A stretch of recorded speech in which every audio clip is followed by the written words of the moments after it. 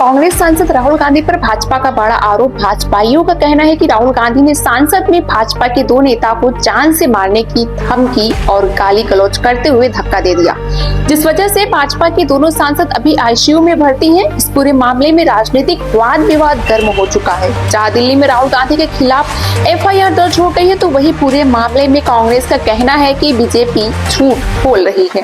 अगर सच होता तो अभी तक सांसद का सीसीटीवी फुटेज पूरे मीडिया में वायरल हो चुका रहता।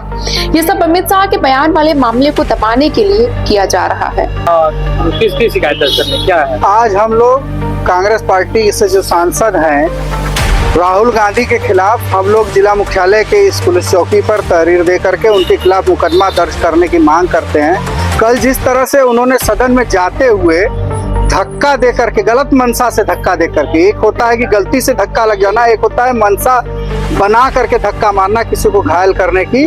प्रताप सारंगी जी और राजपूत जी को जो धक्का लगा है उससे वो हॉस्पिटलाइज हैं, भर्ती हैं, आईसीयू में भर्ती हैं। डॉक्टरों का कहना है कि उनको इससे ब्रेन स्ट्रोक भी हो सकता था।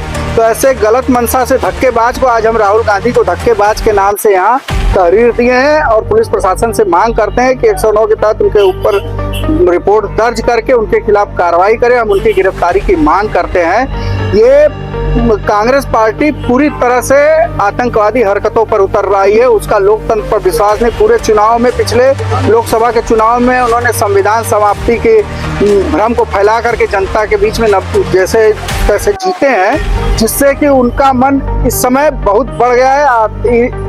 किसी और को कुछ समझ नहीं रहे हैं और वो अपने तर्कों से तो नहीं जीत पा रहे हैं, लेकिन अपने हरकतों से जीतना चाह रहे हैं। इसी हरकत के तहत उन्होंने धक्का दे करके उनका सिर फोड़ा है प्रताप सारंगी जी की।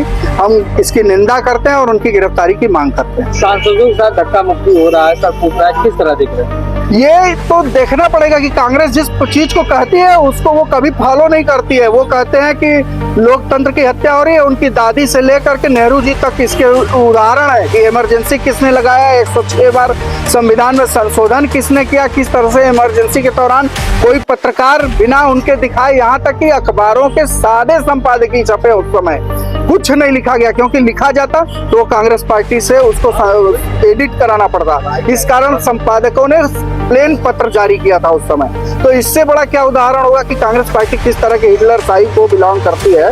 और उसी के उदाहरण के तहत उन्होंने धक्का दे करके प्रताप सारंगी जी और राजपूत जी को घायल किया। लेकिन राज्य की कांग्रेस की सरकार ये है कि बातों को तुरंत मोड़ के पेश किया जा रहा है। कैमरा लगा, वीडियो सबके सामने लाए, हिंदी दिखो। जीवन भर कांग्रेस पार्टी इमरजेंसी हमने लगाया था। राहुल गांधी को आंख मारने के लिए सदन में हमने कहा था। उनकी हरकतें जग जाहिर है, चरितार्थ है कि किस तरह से वो किस तरह पर मंच पर अपनी सिस्टर के साथ कैसी हरकत करते हैं, हमने कहा था। सदन के अंदर वो आंख मारते हैं, हमने कहा था। लोकतंत्र के तहत उनकी दादी ने जिस तरह से संविधान की हत्या करके इमरजेंसी लगाई थी, हमने कहा था। ये सब हरकतें समाज में उनकी जग जाहिर है। तो इसमें कोई साक्ष्य देने की आवश्यकता नहीं कि वो किस स्वभाव के हैं और क्या करते हैं।